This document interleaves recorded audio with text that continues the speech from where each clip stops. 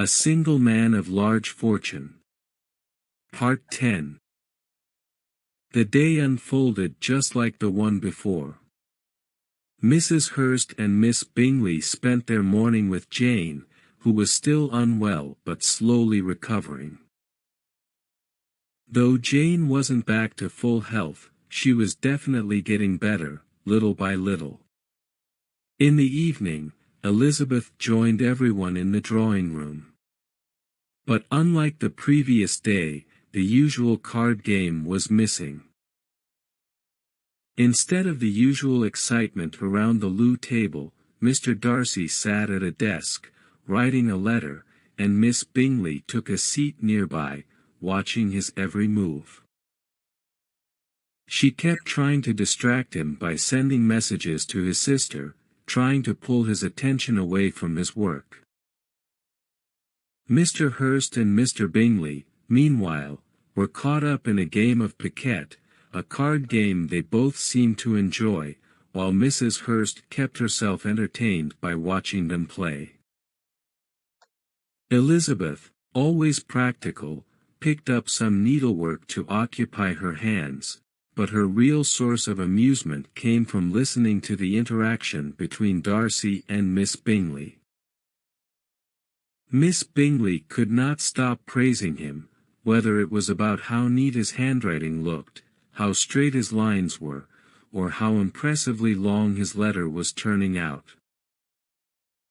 But Darcy, seemingly indifferent to her constant praise, carried on writing, barely acknowledging her compliments. This back and forth formed an entertaining exchange for Elizabeth, who was quietly observing everything with a hidden smile. "Miss Darcy will be so happy when she gets such a wonderful letter," Miss Bingley gushed. Darcy didn't even look up. He gave no reply. "How many letters do you have to write in a year? I would hate writing so many business letters," Miss Bingley exclaimed.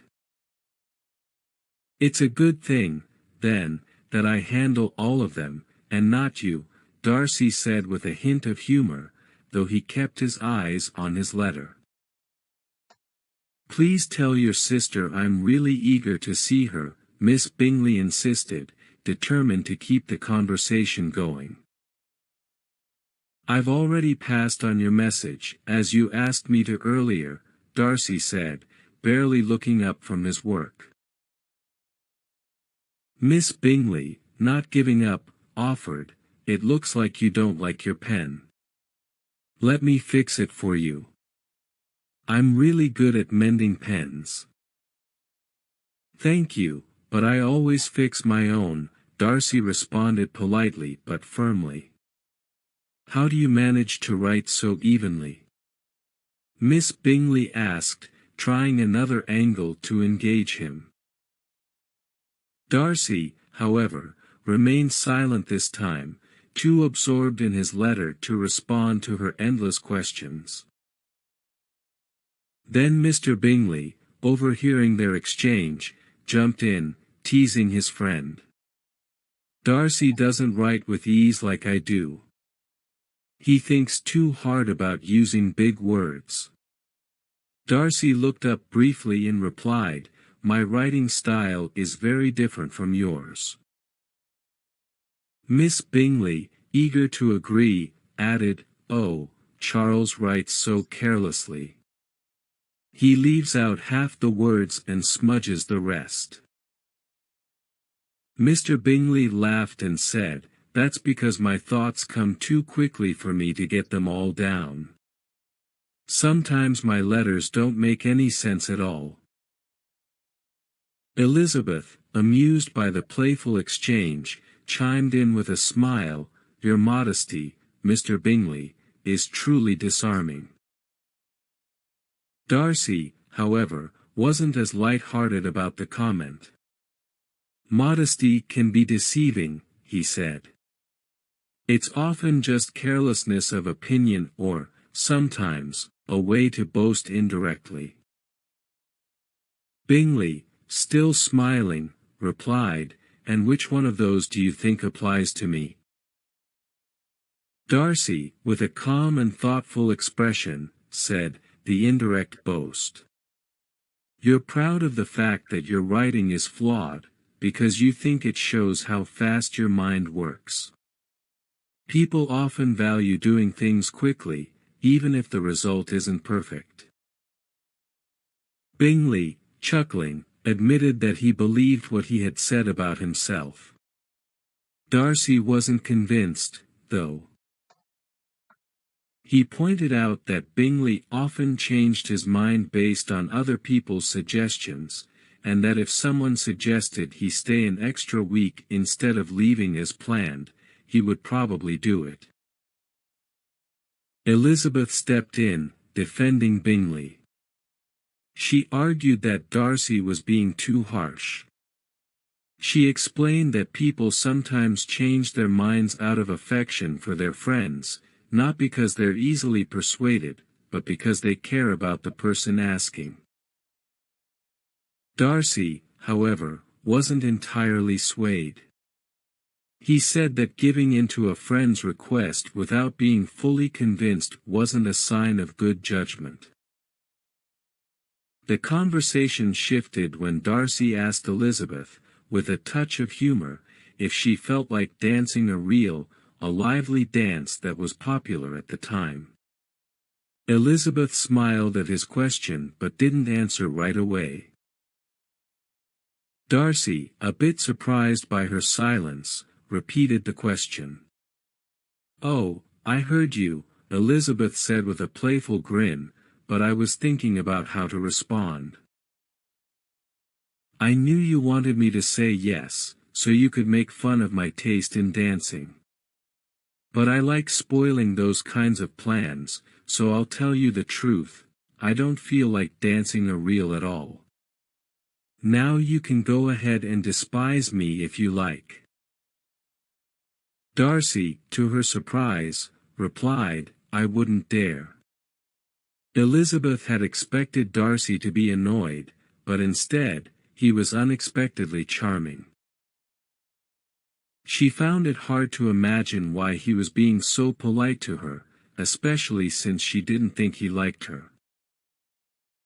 She guessed that he kept watching her because something about her must have bothered him, not because he admired her. But this idea didn't bother Elizabeth much. She didn't care about Darcy's approval.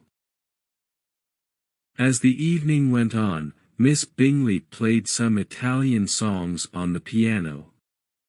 After a while, she switched to a lively Scottish tune, trying to liven up the room.